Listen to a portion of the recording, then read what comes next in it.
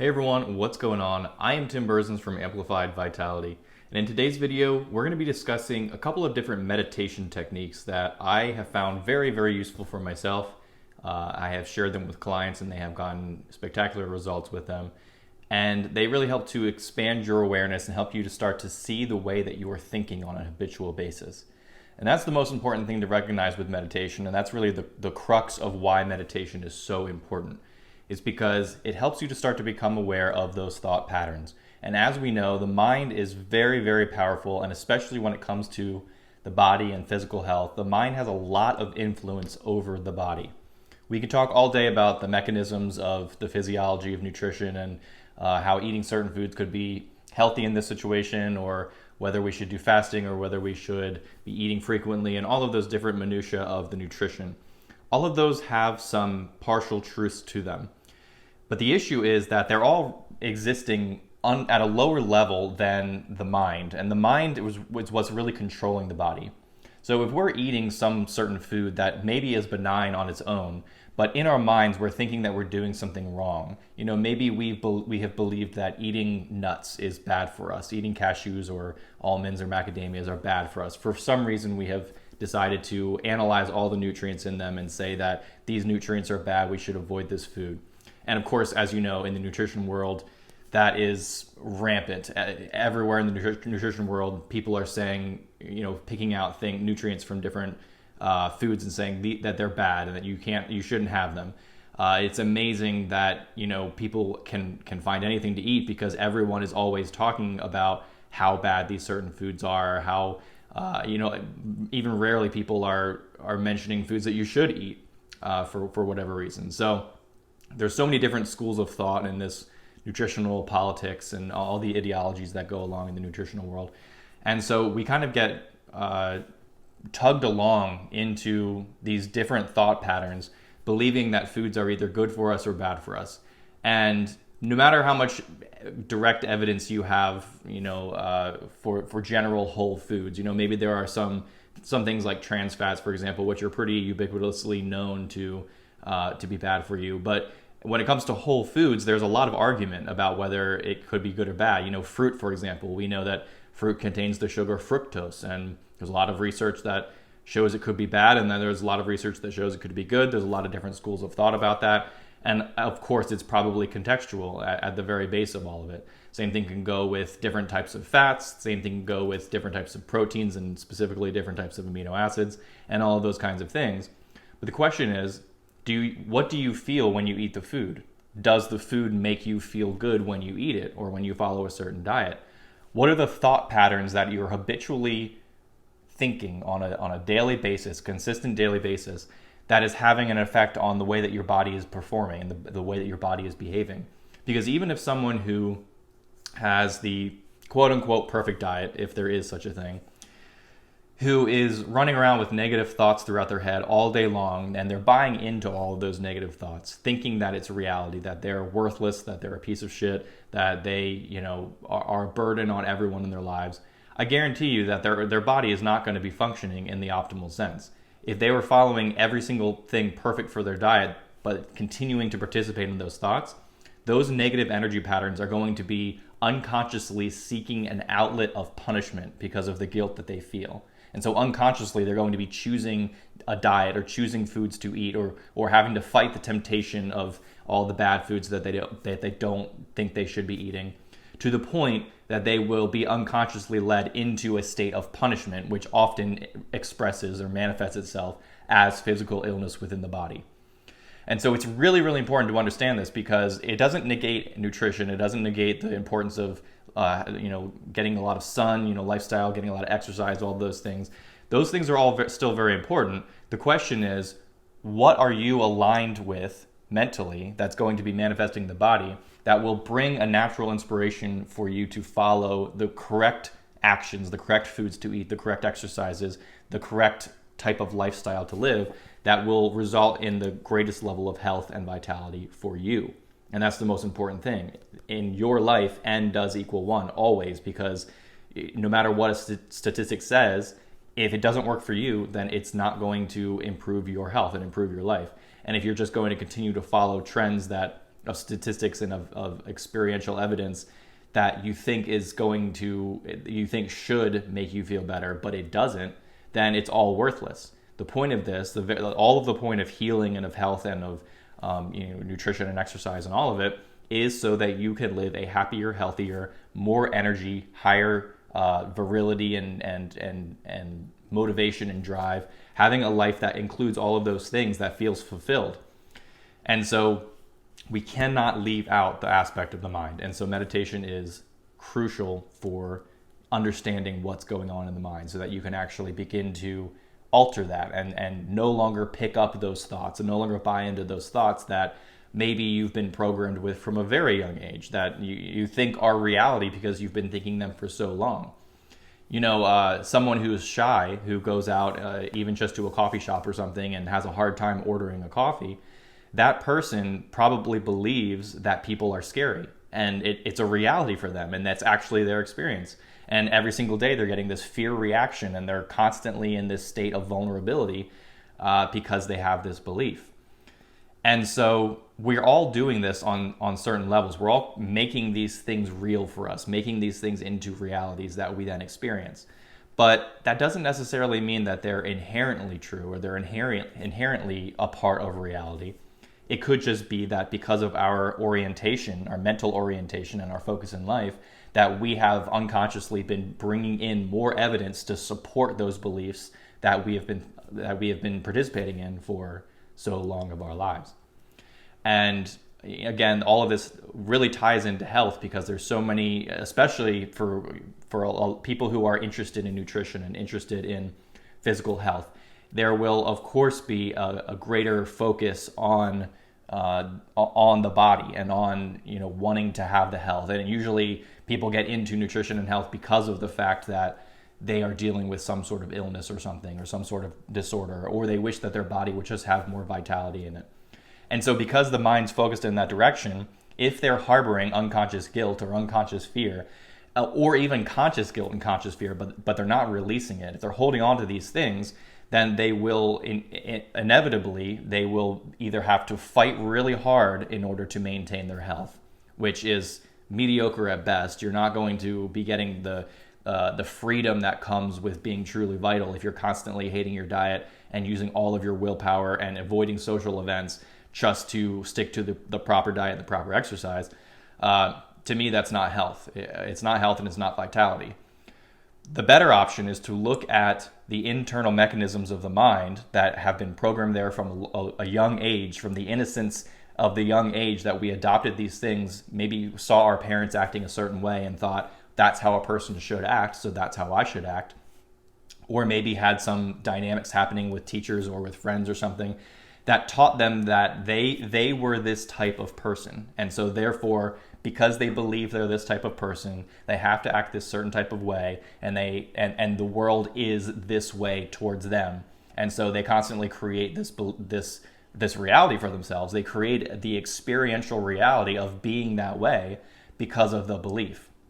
So you can easily see how this ties into all of the nutritional protocols and exercise protocols and lifestyle intervention and all of that stuff.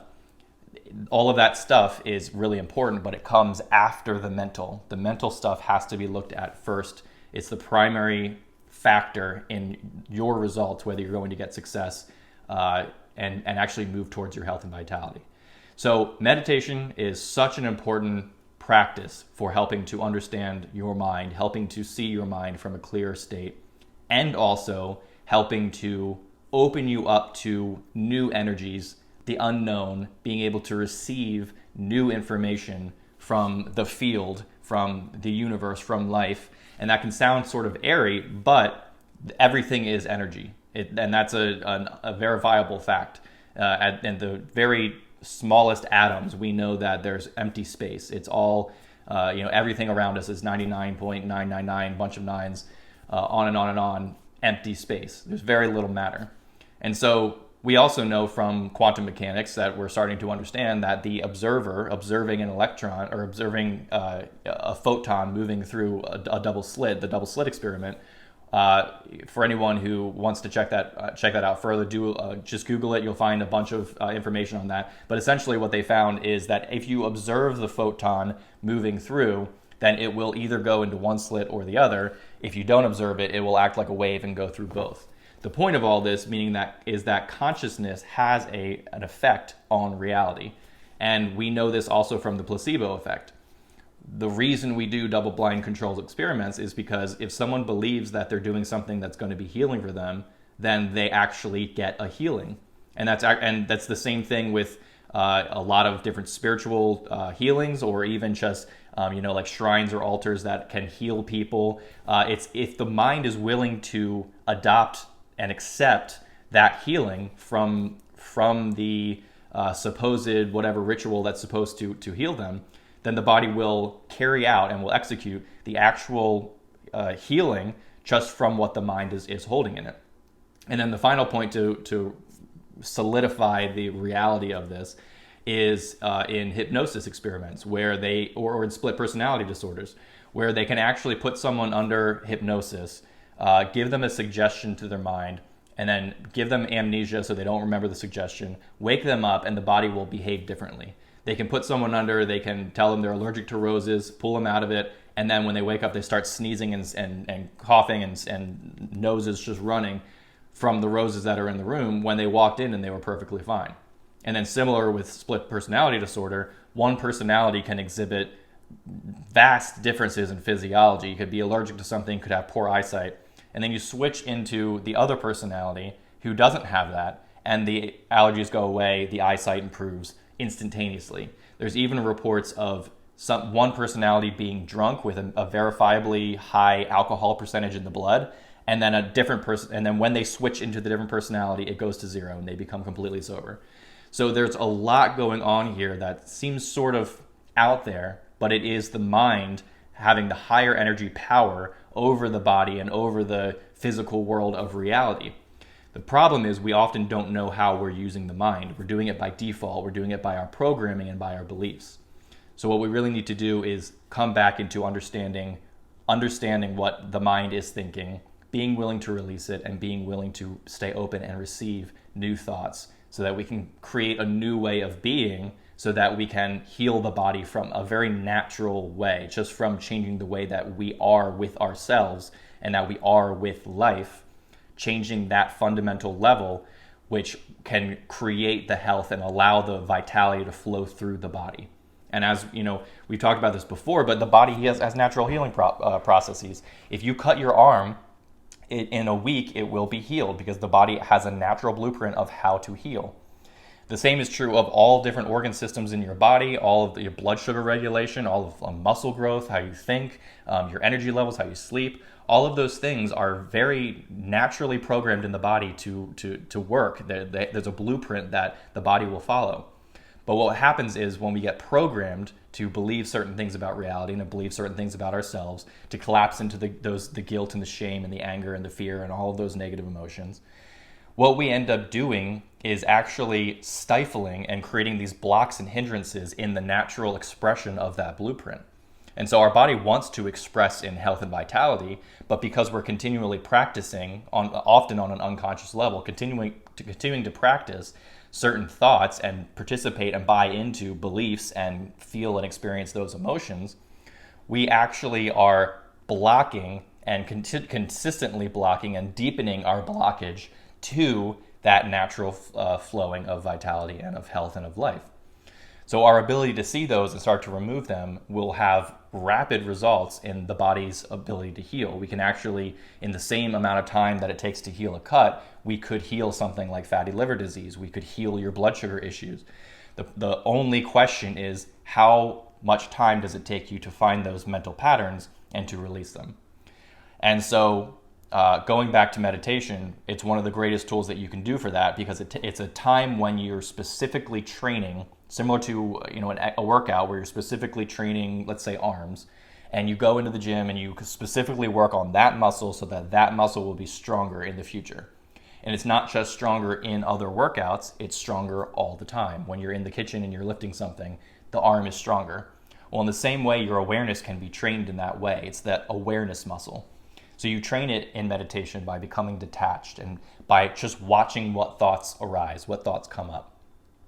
The problem that most people run into when they start meditating is that they think that the only goal of meditation is to have a quiet mind. They shouldn't be thinking anything. And so when they start catching themselves thinking, they get frustrated really, really easily. And they say, this isn't work. Why can't I quiet my mind? I must be doing it wrong. Something's wrong. But I want to offer a different way to look at this. When you start meditating and you're consistently watching the thought and then releasing it and coming back to silence, the purpose of meditation is to actually catch yourself thinking and come back to that stillness and that quiet awareness.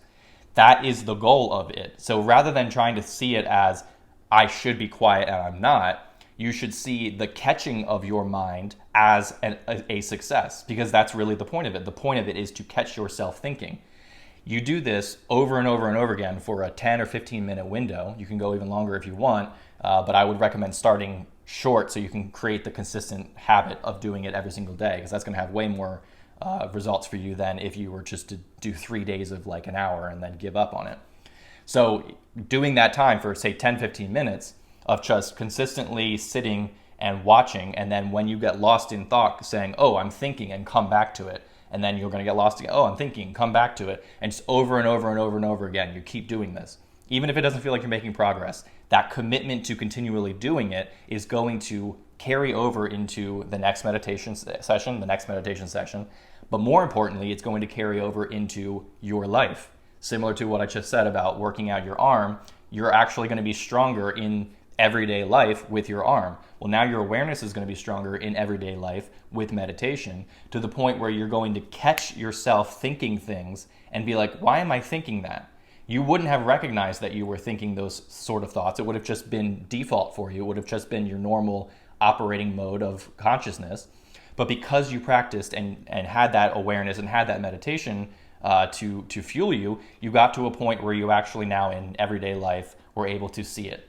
And that is the most important moment, that aha moment of just that, oh, that's what I'm doing. I'm thinking these things, and that's why I'm having, the experience that I'm having, whatever it is. You follow this and continue this for even just 30 days, you're going to know yourself in a new way. That's the most important part. You're going to know yourself in a new way. You're going to be with yourself in a new way. And if you be with yourself in a new way on a very consistent habitual level, not something that you have to willpower your way through, but just because you have changed your perception. Now you see yourself different. You see your mind differently. You are more aware of it. Now you will behave differently. Now you will unconsciously be drawn towards things in a different way. And the experience that you have of life, and including the experience that you have of the body, which is what we could call health, you want to have a good experience of the body, and maybe you're in an illness or a disorder and you don't have a good experience of the body. Well, those things, the relationship that you have with your body, the relationship that you have with your mind, the relationship that you have with yourself can start to improve only once you start to increase your awareness of what is actually going on with the mind, body, and soul. So meditation is a great practice for that. I absolutely recommend it. Like I said, try this out where every time you catch yourself thinking, you don't collapse into thinking that it's something wrong has happened, but instead recognize that that is the success, because you're supposed to be catching the mind. If you do this enough times, eventually you'll sink into a state where even if the mind is chattering, you're so detached from it and you can just watch it, because you're no longer identifying as the one who is thinking. You're identified as the one experiencing the thoughts. That state is an amazing feeling state. It's amazingly released and free state. And when you're able to achieve that, and when you're able to maintain that, the deeper and deeper and deeper you're able to maintain that in life, the more you're going to see results from it. The more you're going to understand yourself and shift the patterns that have kept you sick for so long, bringing you back into a more vital and more alive place. So I hope all that made sense to you.